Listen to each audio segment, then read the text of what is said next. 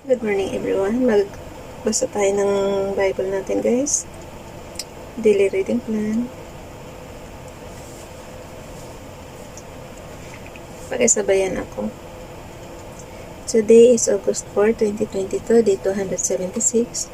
Matthew chapter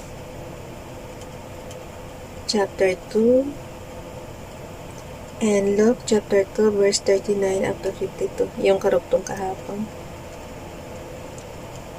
Matthew chapter 2 basa. Now when Jesus was born in Bethlehem of Judea, in the days of Herod the king, behold, there came wise men from the east to Jerusalem, saying, Where is he that is born King of the Jews?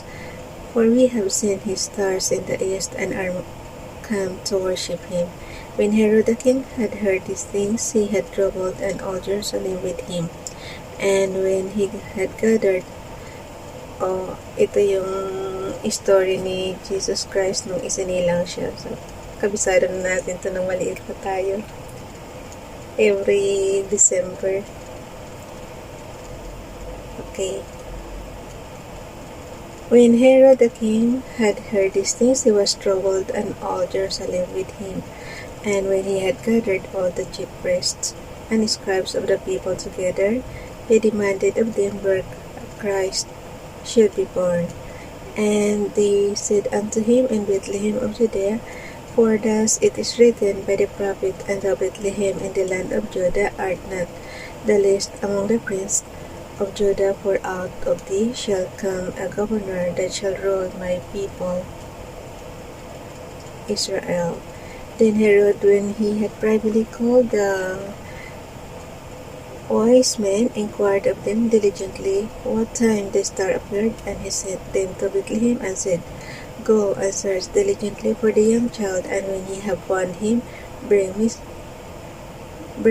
word again, that I may come and worship him also. Pero hindi na yan babalik sa kanya guys, pagka napunta na doon sa place ng pagpanganak Jesus Christ. Okay.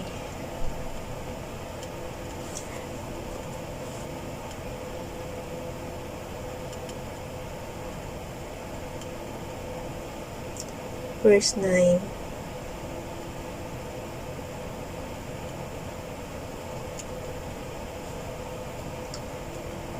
When they had heard the king, they departed under the star which they saw in the east went before them, till it came and stood over where the young child was.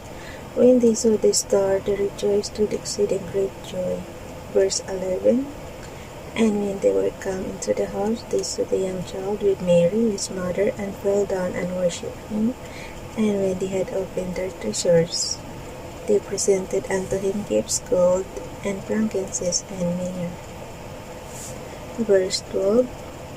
And being warned of God in a dream that he should not return to Herod, they departed. Ito na nga.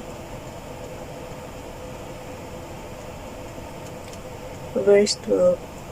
And being warned of God in a dream that they should not return to Herod, departed into their own country another way. And when they were departed, behold, the angel of the Lord appeared to Joseph in a dream, saying, Arise and take the young child and his mother, and flee into Egypt, and be thou there until I bring the word of, for Herod will seek the young child to destroy him. Takot kasi yung si King Herod na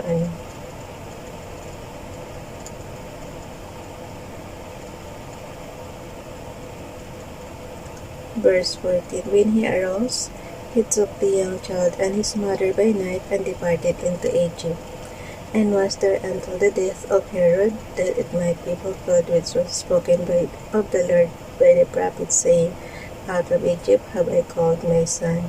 Then Herod, when he saw that he was mocked of the wise men, was exceeding wroth, and sent forth and slew all the children that were in Bethlehem.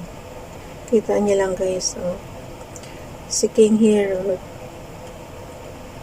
lahat ng bata pinapapatay.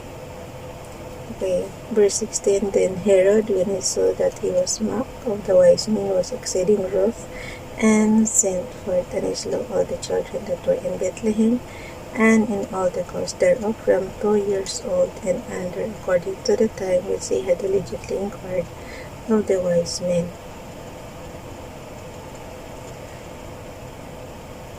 Years old probably.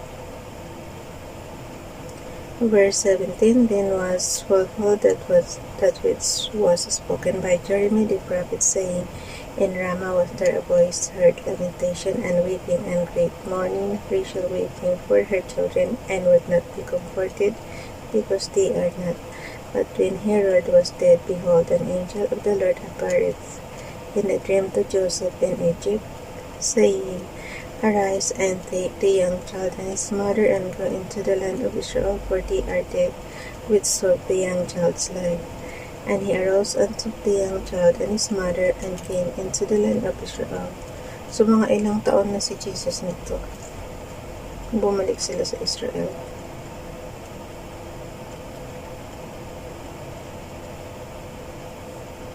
Verse 21, and he arose and took the young child and his mother, and came into the land of Israel. But when he heard that Archelaus did reign in Judea, in the realm of his father Herod, he was afraid to go thither, notwithstanding being warned of God in a dream, he turned aside into the parts of Galilee. And he came and dwelt in a city called Nazareth, that it might be fulfilled which was spoken by the prophets, he shall be called a Nazarene. So, kaya siya tinawag na Nazarene kasi nandoon sila sa city ng Nazareth. He shall be called Nazarene. Yung isa pa lang natin babasahin is Luke chapter 2, verse 39 to 52. And when they had performed all things according to the law of the Lord, they returned into Galilee to their own city Nazareth. And the child grew and waxed strong in spirit, filled with wisdom, and the grace of God was upon him. Now his parents went to Jerusalem every year. Basa rin kayo, guys. Okay, verse 41. Now his parents went to Jerusalem every year at the feast of the Passover, and when he was 12 years old, they went up to Jerusalem after the custom of the feast.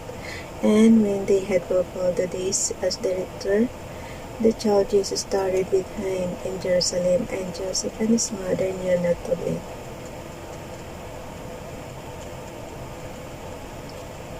But they, supposing him to have been in the company, went a day journey, and they sought him among their kinsfolk and acquaintance.